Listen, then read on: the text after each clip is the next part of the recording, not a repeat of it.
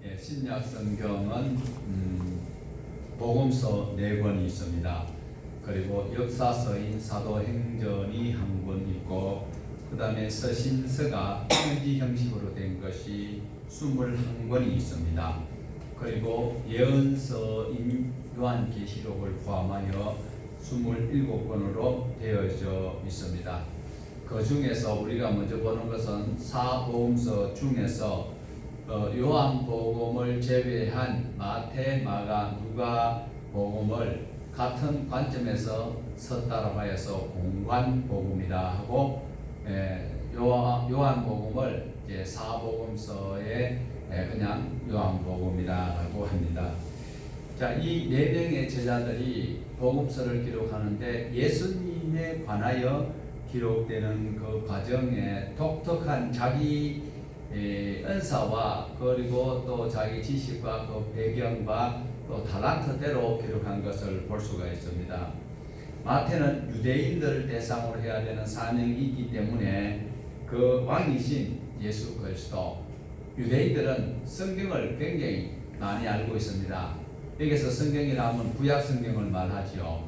그리고 왕에 대해서는 껍벅 죽어요. 그래서 왕이신 예수 그리스도를 증거를 하고 있는 책이 마태복음이었다면, 마가는 지배 계급에 있던 로마인들 상대로 인간을 섬기기 위해서 오신 종으로서 그 모습을 기록하는 그 책이 마가복음입니다.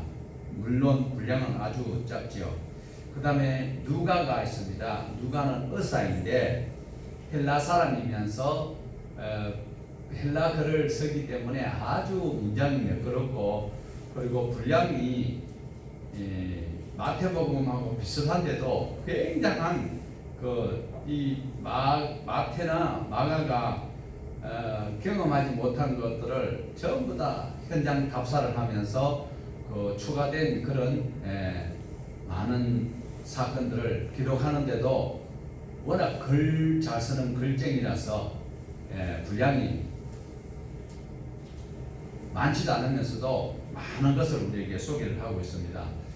헬라 시대 지식인들 상대로 하기 때문에 철학적 관점에서 낱낱이 예수님의 그 장점을, 신성을 주장하는 것이 아니라 인성인 예수님의 인성을 기록한 것이 누가복음이다.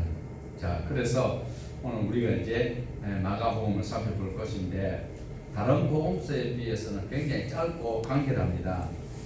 문체로 아주 적극적인, 극적인 드라마틱한 문체로 기술을 하고 있는데, 마가는 예수님의 탄생 과정을 생략을 하고 있습니다. 본론으로 바로 들어가고 있는데, 마태복음 1장에서는 예수님의 그 계보를 쭉 소개를 하고 있는데, 마치 구약 성경의 창세기의 속편처럼 예수 그리스도를 통하여서 하나님의 뜻이 실현되고 있는 그 장면을 쭉 기록하고 있는 그 장치가 바로 마태복음이었다면, 마가복음 역시 창세기 1장과 유사한 장면이 있습니다. 창세기 1장 1절에 보면 태초에 이렇게 시작을 하거든요. 영어로는 in the beginning 이렇게 시작하고, 마가복음에서는 맨 시작 the beginning, 헬라어로는 이제 아르케 이렇게 시작을 하는데, 첫 번째는 창세기와 마가복음이 똑같이 태초에, 그 다음에 태초라는 건 이제 시작이잖아요. 그런데 마가도 시작을 기록했어요. 하나님의 아들 예수 그리스도의 복음의 시작이라 이렇게 이제 문을 열고 있습니다. 그 다음에 두 번째로 유사한 점은 1장에서 삼위일체가 등장한다는 거예요. 창세기에서도 삼위일체가 드러나고 있거든요. 그런데 마가복음에서도 1장에서 삼위일체가 드러나는데, 하나님의 아들 예수 그리스도의 복음의 시작이라 이렇게 시작되고 있는데, 우리는 이렇게 시작이 되는데 헬라어로는 아르케 이 시작이거든요. 태초, 본질, 이거와 같은 의미를 가지고 있습니다. 헬라어인데 그래서 무엇에 대한 시작인지 마가는 창세기에서는 뭐가 이루어지는 만들어지는 근원을 말씀을 하고 있는데 마가는 뭘 시작하느냐는 거예요. 창세기는 뭐가 창조되는 것을 in the beginning, 태초 이렇게 시작하는데 베르시터 이라는데 여기서는 그게 아니고 복음의 시작을 말해요. 복음이 시작된다. 이것을 말씀을 이제 끄집어내고 문을 열고 있습니다. 자, 복음이 뭡니까? 복음은 복된 소식이죠. 복된 소식은 각 사람마다 다 입장이 조금씩 다 차이가 날 수 있어요. 월급쟁이는 월급을 받는데 최소의 노력으로 최대의 급여를 받으면 그것이 급여를 내년부터 준다. 그러면 그 복된 소식일 수 있어요. 그런데 또 육신의 질병으로 고통당하는 자에게는 그것이 낫는 새로운 신약이 생겼다 하면 그것이 또 복음이 될 수 있는 것이죠. 그러므로 복음이 각자가 느끼는 것이 차이가 있는 것 같은데 마가는 그런 개인적 차이를 뛰어넘어서 개인적 차이는 내가 안 아프면 좋겠다. 맨날 술 주정뱅이 남편이 막 구박하는데 어느 날 주정뱅이가 술을 끊고 교회 오겠다. 그러면 그것이 실제로 돈을 생기는 건 아닌데도 굉장한 복음이 되죠. 복된 소식이 될 수 있죠. 그런데 이제 개인적 그 차원을 뛰어넘어서 예수 그리스도를 시작한 이 복된 소식이 무엇인지를 마가는 소식을 전하고 있습니다. 그러면서 예수님을 소개를 해야 되잖아요. 그 예수가 어떤 분이냐 하면 나사렛에서 생활했던 예수. 나사렛에서 예수님이 태어났잖아. 그죠? 믿습니까? 예? 네. 누가 아멘 그랬지? 예. 예수님이 나사렛에서 태어났어요. 네. 나사렛에서 큰 자랐었죠. 그러게요. 다르고 못 다르지. 어떤 부흥에 가는데 목사님이 설교를 하는데 저 뒤에 어떤 잘생긴 노신사가 졸고 계시는 거예요. 그래가 이제 설교를 마무리하면서 자, 지옥 갈 사람 일어서세요 하니까 그 할아버지가 주무시다가 벌떡 일어서더래. 아이고 큰일 났다 싶어가지고 아이고 할아버지 지옥 가는데도 그렇게 일어설 용기가 있습니까? 하니까 씩 웃으면서 나는 또 천국 가자 건줄 알았지. 그래서 내가 안 뜨래. 그런데 지옥 가는데 갈 사람 그 할아버지 한 분밖에 안 계세요. 그래. 그런 소리 하지 마라. 저 앞에서 한 명 서 있네. 앞에 어떤 놈이 서 있어요? 자, 하나님 말씀을 우리 바로 들어야 돼요. 우리가 지금까지 우리 한국 교회 선배님들이 너무 듣고 그리고 근성으로만 대답해버리는 거예요. 그래가지고 찬송 볼 때도 내 주에 보이는 그래가지고 막 그 연불 하듯이 막 그래 하고 그럼 무조건 막 감성적으로 막 저도 그 습관이 돼가지고 자꾸 찬양할 때도 찬송 볼 때도 눈을 자꾸 감으면 돼. 실제 눈 감으면 안 돼. 설교 들을 때도요. 설교자를 쳐다보는 게 훨씬 도움이 됩니다. 왜 그러냐면 집중을 할 수 있어요.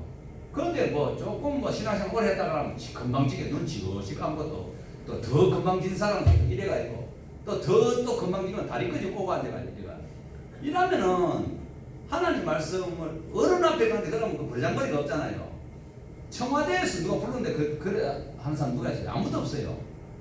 천지의 주제이시고 우리의 영혼과 생명을 지옥까지 넣었다 끄다가 열 수 있는 분이 하나님이시니 그 하나님 말씀 듣는데 앉아가지고 뭐 맨날 둘치고 앉아가지고 적는다 치고 막 이래 있는데 그러한 태도는 바람직한 것은 아니다. 그래 한다고 지옥 간다라고 있으면은 아무도 그래 안 할 건데 지옥 간다는 소리가 없기 때문에 이제 그래 하거든요. 그래 중요한 것은 우리가 하나님 말씀 듣는 태도부터도 예배를 어떻게 드리는 거예요? 무조건 헌금만 해가지고 교회 뭐 와가지고 어쨌든 간에 교회 왔다가 가면 막 교회가 부흥하고 그런 거예요? 아니잖아요. 예배는 어떻게 해요? 신령과 진리로 예배를 해요. 제가 안에 신천지 가봤는데 신천지도 신령과 진리를 얘기한다고 선하더라고. 근데 실제로는 그렇게 안 가르치잖아요. 이만희가 보혜사인데. 그러니까 우리가 말씀을 듣는 태도 이 자체가 벌써 다르는 거예요. 아합과 이스라엘과 다를 바가 없는 거예요. 오늘날 얼마나 성도들이 건방진지 아세요? 하나님의 말씀을 들으면서 교회 안에서 지가 왕이 되다 그래요. 자, 그러면 우리가 레위기 1장을 한번 가보자고. 레위기 1장에서 7장까지 제사법이잖아요. 제사 지냈는데 여러분 한 분 한 분 지금 예수님을 구주를 믿기 때문에 예수님이 제물이 돼서 죄인 되었기 때문에 여러분 죄가 없는 자로 앉아 계시잖아요. 그럼 예수님이 제물인데 여러분이 제물이라면 제물이 살아있으면 제사 효력이 있어요 없어요? 제물이 어떨 때 효력이 있어요? 머리에다가 짐승 머리 위에다가 제지연자가 헌제자가 드려야 될 제사자가 짐승 머리에 손을 얹고 그 다음에 제사장이 그 위에 손을 얹고 그 다음에 내가 요러요러한 죄를 지었는데 이 죄를 이 소 새끼에게 이 괘씸한 소새끼 실제로 소가 괘씸한 게 아니잖아요. 그런데 소에게 다 뒤집어 씌우고 그리고 제사장 보는 앞에서 헌제자가 소를 죽이는 거죠. 그럼 소가 할렐루야 나는 천국 간다 이렇게 하고 죽어요? 아니면 매 그거 죽을까요? 매 그든지 아이고 매 그든지 아야 하든지 그래 죽을 거잖아요. 그래 죽으면 어떻게 해요? 그 다음에 가죽을 다 벗겨요. 그리고 어떻게 해요? 각을 떠요. 그리고 번제단에 얹어놔요. 각을 뚫으면은 닭 새끼인지 호랑이 새끼인지 고양이 새끼인지 알아요 몰라요? 닭은 알겠지. 근데 짐승을 각을 떠버리면은 껍질을 벗겨버리고 각을 뜨면은 내 자신이 있으면 안 돼. 근데 오늘날 교회는 왜 잘난 놈들이 그래 많고 잘난 여자분들이 그래 많아요? 재물 헛방이요. 제사법에 의하면 그 재물은 헛거요. 그런데 오늘날 교회에서 성경 좀 읽고 헌금 선언했다고 교회 좀 오래 다녔다고 저거 식구 좀 많고 지 아는 사람 많이 있다 해가지고 하나님의 성전을 강조에 굴러려 만드는 그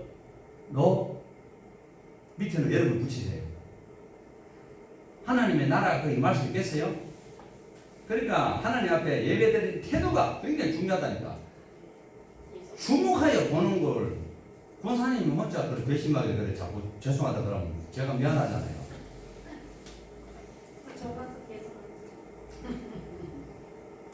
자, 예수님이 나사렛에서 활동을 했어요. 거기서 성장을 했어요.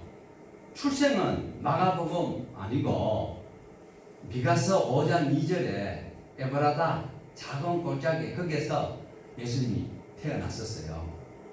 원래는 어디서 살았을까요? 예수님이 잉태된 장소는 어딜까요? 추정을 해보면 나사렛일 수 있어요.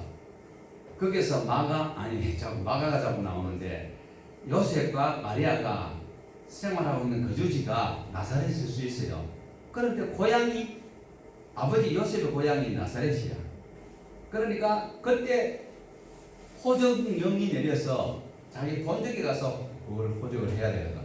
그래서 거기 갔다 오셨는데 예수님이 나사렛에서 활동했는데 나사렛이 어떤 동네냐면 우리 대전 시내에서도 가장 낙후된 구가 어느 구예요?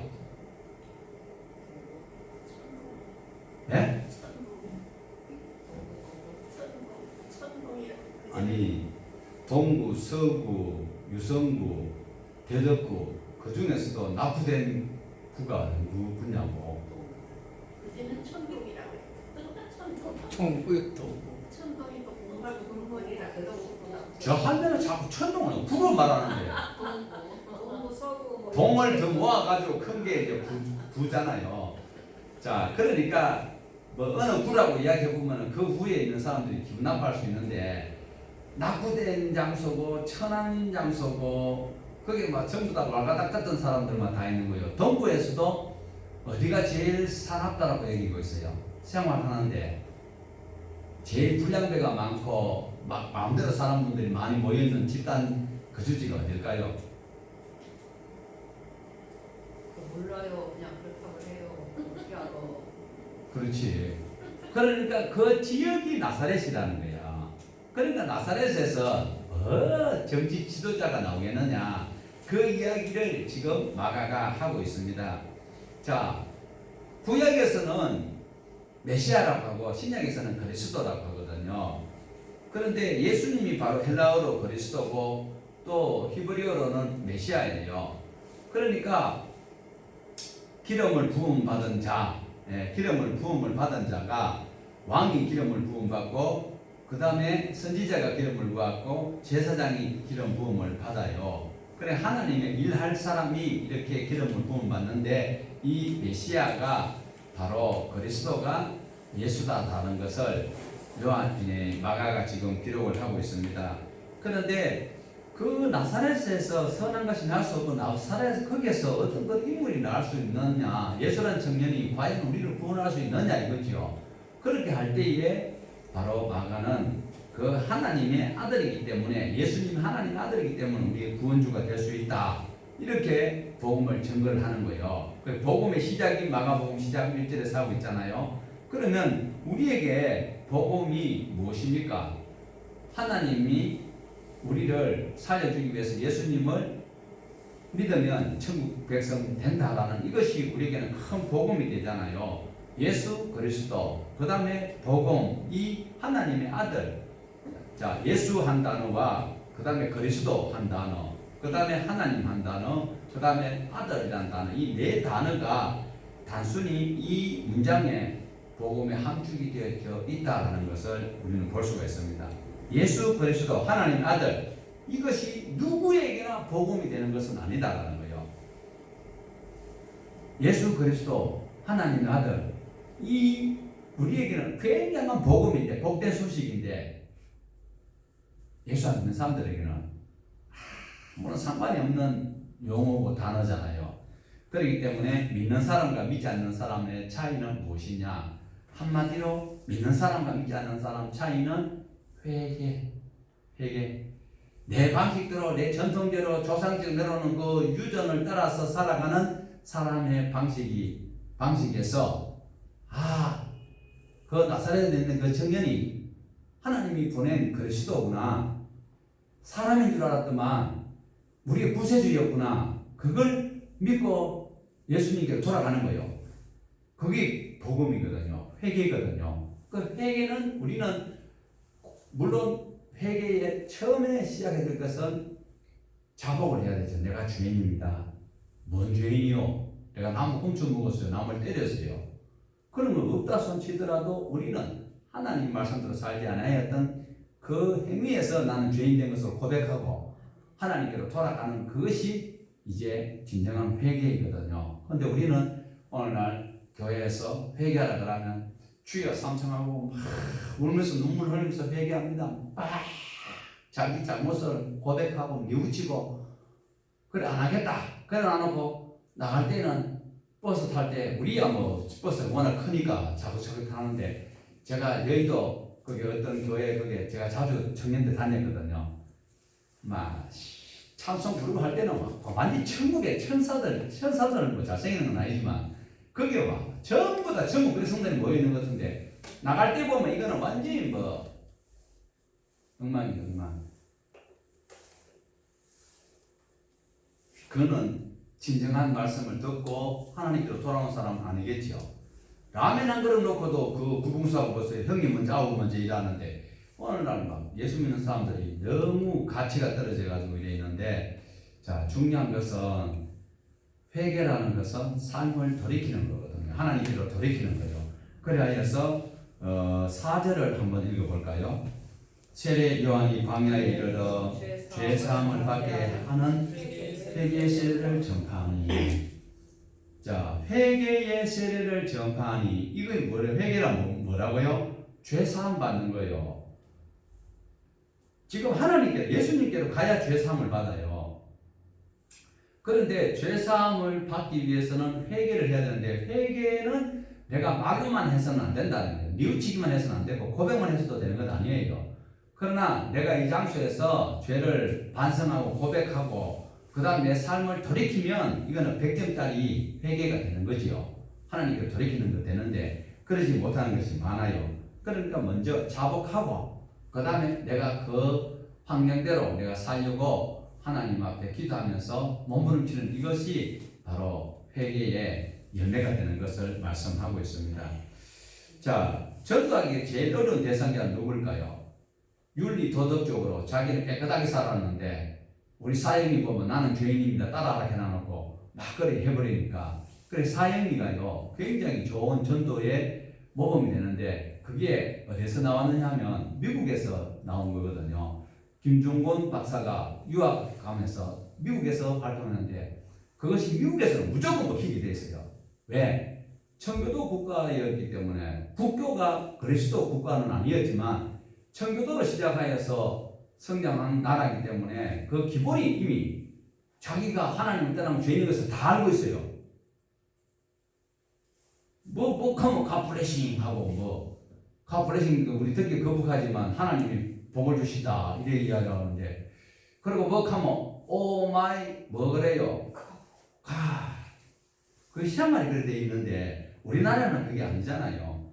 그래서 이런 것들이 차이가 있는데 중요한 것은 내가 자복하고 그리고 말씀으로 돌이키는 그 삶이 굉장하다는 것을 꼭 기억을 하셔야 되는데 보통 보면 윤리 도덕적으로 자기가 남한테 아쉬운 소리 안 하고 자수성가한 사람들은 전도하기가 참 어려워요. 자기는 죄 지은 거 없다라고 생각하거든요. 그런데 이제 막 명절기도 시킨다고 나는 죄인입니다 따라 살아 그러고 그거 이제 순복음에서 굉장히 많이 하지요. 그래 한다고 해가지고 그 고백했다고 해서 하나님께서 받아주느냐? 우리가 성경을 쭉 봤을 때는 좀 희박하지요. 하나님께서 하신 일이지만 통계적으로 우리가 성경적으로 보았을 때 그를 통하여서 하나님 영광 받을 때는 아무것도 없잖아요. 저와 여러분이 예수 믿는 이유가 뭡니까? 내 예수 믿고 내 가정 잘 되고 내 후손들이 잘 되어서 나는 천국 가는 그것이 목적이죠. 제가 질문할 때 대답을 잘 하셔야 돼요. 거기 목적이 되면은 점수가 아주 적어요. 우리는 왜 예수를 믿게 되었어요? 나를 통하여서 다른 사람들이 구원을 얻을 수 있도록 하도록 하기 위해서 예수님이 나에게 구주가 되신과 그리고 내가 전하는 복음이 성령님께서 함께 하셔서 그가 믿고 함께 천국 가도록 하는 우리를 제사장으로 불렀다라는 거예요. 그런데 한국 교회가 굉장히 왜곡되어 버렸어요. 예수 믿고 무조건 전도할 때 뭐라 그래요? 그러니까 이것이 그리스도가 너무 가치가 없게 되어버리는 것이 현실이다라는 거죠. 그러니까 무조건 죄인이라고 따라하라고 해도 안 되고 무조건 예수 믿으라고 한다고 되는 것도 아니고 요즘은 자기가 판단해서 믿을 수 있고 신뢰성이 있어야 하나님도 인정을 간신히 받는 시대다라는 것 또한 기억해야 돼요. 자, 그러면 세례를 누가 받느냐? 죄인이 세례를 받고 세례를 받으면 나는 옛사람은 죽고 나는 예수와 함께 산다라는 거잖아요. 이스라엘 백성들이 홍해를 건널 때 그걸 세례로 간주를 합니다. 죽음의 강을 건너왔어요. 그런데 오늘 여기서 이제 예수님께서 세례 받는 장면이 나오는데 먼저 세례를 베푸는 세례 요한의 고백을 먼저 우리 한번 들어보십시다. 8절 한번 보시겠습니다. 나는 너희에게 물로 세례를 베풀거니와 그는 너희에게 성령으로 세례를 베풀리라. 자, 성령으로 세례를 베푸시리라 라고 말씀하는데 요한의 이 말은 바로 성령으로 말미암아 자기 자신이 죄인임을 인식할 수 있다. 일반적으로 자기가 죄인인 것을 잘 못 느껴요. 왜? 내가 남보다 그래도 양심껏 살았고 깨끗하게 살았고 남을 베풀지는 않았지만 남을 괴롭히지는 아니했잖냐. 이것은 이제 물로 세례를 받는 자들의 태도고 성령으로 세례를 받는다는 소리는 하나님께서 천지 만물을 창조하셨고 그 모든 것을 아담에게 위임하였는데 영생하는 생명과일을 따먹을 수 있는데도 불구하고 하나님께서 먹지 말라는 그걸 따먹어서 그 다음부터 우리가 이렇게 하나님을 속삭이구나. 그걸 깨닫게 될 때에 아무리 내가 선하게 살려고 해도 사도 바울의 고백처럼 나는 죄인일 수밖에 없구나. 그걸 깨닫게 되는 사람이 성령으로 세례를 받는 거예요. 그냥 무조건 성령 세례 받는다고 해가지고 막 제가 그저께도 저후에 어떤 목사님 만나가지고 당신네들 그 교단에서 무조건 성령 세례 성령의 불세를 받으라고 하지 않느냐 무식한 소리가 만든다고 제가 좀 비아냥거렸어요. 못 쓰실 정도로 비아냥거리는 건 아니고 그게 마태복음 3장에 보면 성령과 불로 되어 있거든. 그런데 그 불세례라고 성령의 불이라고 자꾸 이야기를 하고 앉았어요. 성령의 불 아닙니다. 여러분 성령의 불 받으면 지옥 가요. 믿어요 안 믿어요? 또 전부 다 믿어 쳐다보면 안 되네. 의자를 이제 자동으로 치 들이도록 만들라고 그래요. 이렇게 간신히 쳐다볼 수 있도록 만들어버려요. 자, 9절에서 11절까지 보면 예수님께서 세례 요한에게 세례를 받는 장면이 나옵니다. 세례는 누가 받는다고요? 죄인이 받게 되어 있어요. 근데 예수님은 죄인이 아니잖아요. 그런데 예수님께서 세례를 왜 받았을까? 마태복음 3장에 보면 세례 받은 예수님을 보고 세례 요한이 깜짝 놀라서 뭐라고 말씀합니까? 내가 어이들 세례를 받아야 되는데 어찌 세례를 받으시려고 하십니까? 이렇게 세례 요한이 깜짝 놀란 장면이 마태복음 3장에 나옵니다. 그런데 진짜 예수님이 세례를 받아야 될 이유는 하나님 아버지 성부와 약속하고 오신 그것이 죄인 되기로 작정하고 인간의 죄인들, 우리 동안교회 성도들 대신해서 예수님이 죽으시는 죄사기 사망이기 때문에 그 죄를 짊어지시고 죽겠다라고 하셨기 때문에 어쩔 수 없이 죄인된 반열에서 예수님이 세례를 받게 되었다라는 것을 볼 수 있습니다. 진짜 그 과정을 통해서 예수님이 그런 각오로 세례를 받고 나왔을 때 11절 보십시다. 하늘로부터 소리가 나기를 너는 내 사랑하는 아들이라 내가 너를 기뻐하노라 하시니라. 무슨 소리입니까? 예수님이 자기를 낮추심으로 엄청난 승리를 얻는 거예요. 정말 인간적 생각으로 볼 때에 만왕의 왕이 인간 된다는 것 자체가 너무 낮아지는 것인데도 예수님이 낮추시니까 하나님 아버지가 너무 기뻐하시는 거예요. 그리고 우리 성도들이 헌신하고 봉사하고 충성하는 것이 힘들어요. 경제적으로 손해가 날 수도 있어요. 그런데도 우리가 드리면서 기뻐할 수 있는 것이 무엇이냐? 하나님께서 채워주시는 보장이 약속했든 안 됐든지 간에 다니엘의 세 친구의 신앙 고백처럼 그리 아니하실지라도 신앙 고백이 있을 때에 하박국의 고백처럼 아무 밭에 소출이 구약관에 소가 없어도 요 하나님을 찬양할 수 있는 그 신앙의 반열에 설 때에 하나님께서 채워주시는 것을 우리는 바로 볼 수 있습니다. 그러므로 내가 낮아질 때에 하나님께서 기뻐하시더라. 예수님이 낮아지시니까 하나님께서 너무 기뻐하시는 거예요. 왜? 나 세례를 안 받고도 얼마든지 하나님 아버지와 약속을 나는 집행할 수 있다라고 안 받을 수도 어쩔 수 없어요. 그런데 하나님 아버지가 보실 때에 예수님이 죄인된 그 모든 과정을 스스로 다 인정하시고 그 길을 가시니까 우리 하나님 아버지가 너무 기뻐하시는 장면을 볼 수가 있습니다. 자, 그러면서 우리가 오해해서는 안 되는데요. 12절 한번 보실까요? 12절 시작. 예. 앞차 잘못하면은요, 성령이 예수님을 시험한 것으로 자꾸 말하는 목사님들 계시는데 성경을 잘 보셔야 돼요. 지금 시험을 하는 주체는 누구예요? 사단입니다. 그런데 성령님께서 주체, 주관이 더 높아요? 주체가 더 높아요? 주관. 그러니까 성령님이 주관을 하시고 그 다음에 이 안에서 이제 다른 스케줄을 하는데 그 다음 순서로 넘기는데 그 다음에 맡아서 그 모든 것을 진행하는 것은 성령님이 마태복음 4장에도 나오거든요. 성령님께 이끌려서 예수님이 40일 금식하고 그러니까 그 과정까지는 그 모든 것은 하나님께서 하시는 일인데 그 과정까지 이끌어내어서 다음 훈련 장소에 다음에 그 학습 과정에 와서 문을 탁 열면은 그 다음부터 임기인수 받는 그 훈련시키는 그것이 사단이 그래 하는 거예요. 그래서 사단이 자기 마음대로 막 날뛰는 것 같아도 전부 다 하나님의 그 묵인하에 그 일을 하고 있어요. 욥기에서도 보면 하나님께서 허용한 범위 내에서만 인간을 테스트할 수 있는 것을 우리가 보듯이, 그러니까 예수님께서 성령에 이끌려서 40일 금식하고 또 이렇게 사단에게 시험을 받는 과정이 있는데 그 과정을 누가 받아요?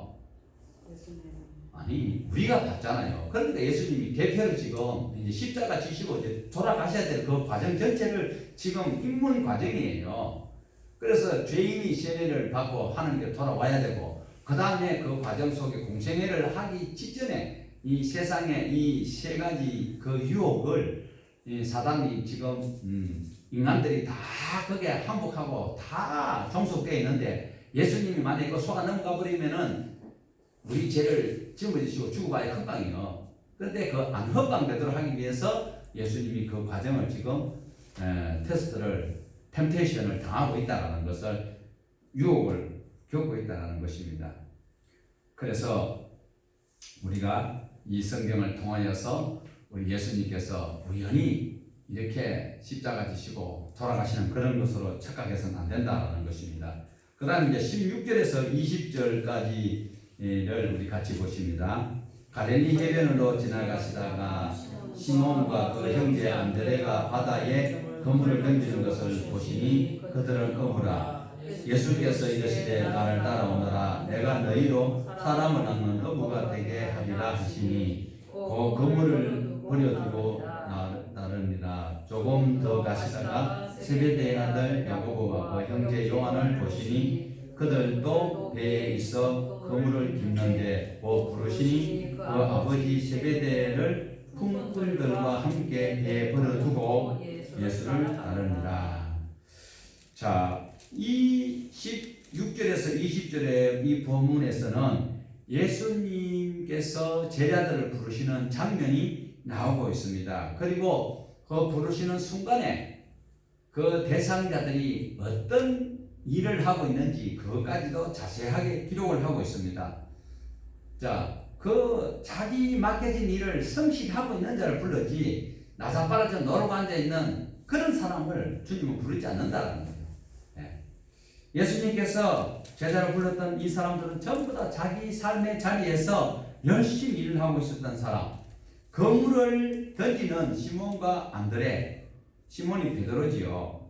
그 형제를 일하고 있고 고기를 열심히 잡기 위해서 그물을 던지고 있는 그를 불렀었다라는 것이죠. 그 다음에 그물이 떨어져서 빵꾸가 나서 그걸 꿰매고 있는 요한과 또 야고보를 부르고 있는 모습.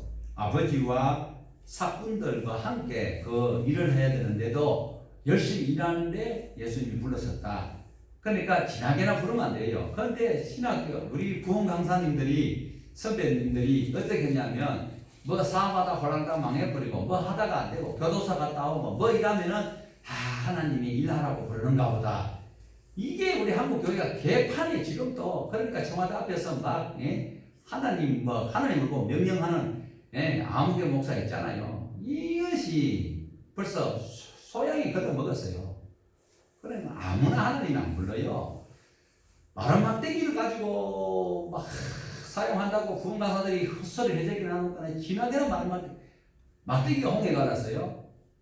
그렇게 성경을 엉터리로 하는데도 오늘날 우리 기독교가 지금까지 그래도 이렇게 명맥을 유지하고 있는 것은 바벨론으로 걸어갈 때에 다 멸망당할 수밖에 없는데 소수의 남은 자들이 가는 말씀을 듣는 거예요. 오늘 우리가 열왕기상 18장에 봤는데도 그 많은 사람들이요, 여호와는 하나님이 맞다라고 해놔놓고도 소수 일부만 하나님을 믿고 있거든요. 아하가부터 시작해서 다 안 믿어요. 그걸 보고 오 이러놓고 뭐라 그래요? 이세벨이요, 그 아줌마가 내일 이맘때 네 생명을 저 사람들처럼 안 되면은 뭐라 그래요? 그 여자가 얼마나 독한 말이에요. 그러면 항복하고 아이고 진짜 여호와 하나님 맞네 이라고 회개하고 돌아와야 되는데 안 돌아와요. 오늘도 마찬가지입니다. 신세지가 저리 날뛰고 설치고 회사도 저 속에서 지금 막 가슴 뒤트고 내가 지금 왜 왔는고 하는 사람들이 있다니까. 또 이 큰 교회에 막 큰 어마어마한 교회 막 몇천억짜리 교회 안에 있으면서도 막 여기다가 뭐 희한한 거 세바 반지 이게 손가락이 그 억지로 들리지도 움직이지도 않은 그런 고급 반지 끼고 있는 그 사람들이 있다 할지라도 그 사람들이 하나님과 상관없는 신앙 고백을 하는 자들이 있다는 거예요. 그러므로 오늘 우리는 하나님 앞에 내가 내 본분을 다할 때에 가정에서 내 본분을 다하고 직장에서 내 본분을 다하고 교회에서 내 본분을 다할 때에 하나님께서 우리 일 맡기지 하나님 아무나 불러서 일 안 시킨다라는 것을 꼭 기억을 하시고 교회 나오면 뭐 구원을 얻겠지 뭐 그래도 교회 나오는 횟수가 몇 년인데 이런 미신적인 신앙은 우리가 버리고 하나님 말씀 안에서 요구하시는 그 소리를 해야 됩니다. 자, 그러면 시몬과 안드레 그 다음에 야고보와 요한이 그냥 따라왔어요? 버리고 따라왔어요? 그럼 우리는 뭘 버리가 될까요? 오늘 뭘 버리고 이 자리에 앉아 있습니까? 지금 옛 습성을 버리고 이제는 새롭게 내가 하나님 앞에 말씀에 순종하겠다 이 각오로 하나도 안 버리는 않았구나 예수님 따라가겠다 하면 거짓말쟁이에요. 제발 좀 버립시다. 성질 버리고 고집 버리고 비아냥거리는 거 버리고 부모를 공경하고 아시겠어요? 부모 공경합시다. 기도하겠습니다. 하나님 아버지 감사합니다. 오늘 또 예수님